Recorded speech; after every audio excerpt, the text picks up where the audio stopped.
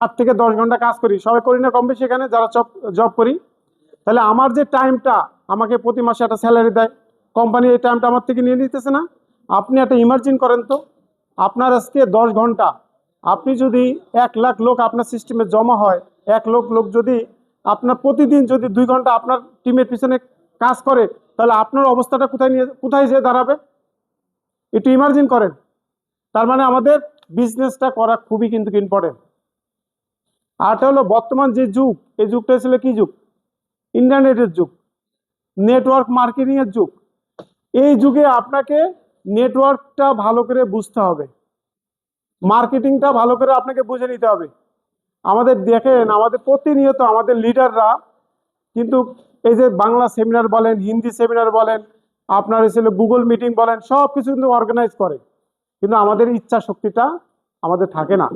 আমাদের ভিতরে যে মোটিভেশন, সেই মোটিভেশনগুলো থাকে না, অটোমেটিকলি ডিমোটিভেশন হয়ে যায়। কিভাবে হয়ে যায় জানেন? আপনি নতুন একজন লোককে জয়েন করাইছেন, এই লোকটা যখন বাসায় যায় তখন সে বলে যে আমি তো আজকে একটা কোম্পানিতে জয়েন করে আসছি, কোম্পানিটা ছিল ডিএক্সএন।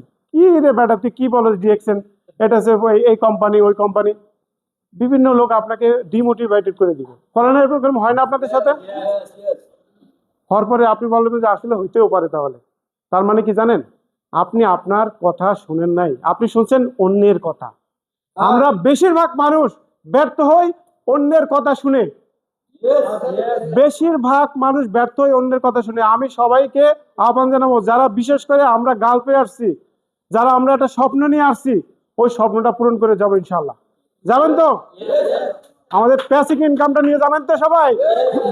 আমাদের এখানে ডক্টর আমাদের সোহাগ ভাই, উনি কিন্তু দারুণ কিছু মেসেজ দিয়ে গেছে। মেসেজটা হলো কি জানেন? আপনি যে একটা পেনশন যে পান, পেনশন যেটা আমরা বাংলাদেশে যারা গভর্নমেন্টে চাকরি করে তারা কিন্তু 60 বছর বয়স পরে একটা পেনশন পায় না? আচ্ছা, আমরা এখানে 20 বছর 30 বছর চাকরি করার পর বাংলাদেশে যাওয়ার পরে কি আমরা কোনো পেনশনের ব্যবস্থা আছে? নাই। এই কথাটা কিন্তু আমাদের লিডার বলে গেছে, চমৎকার কথা। এই কথাটাই যদি আপনাদের মনের ভিতরে ধরে, তাহলে আপনি বিজনেসটা আপনি এগিয়ে নিয়ে যাবেন। তাহলে আজকের থেকে আমরা সবাই একটা শপথ নিব। কি নিব?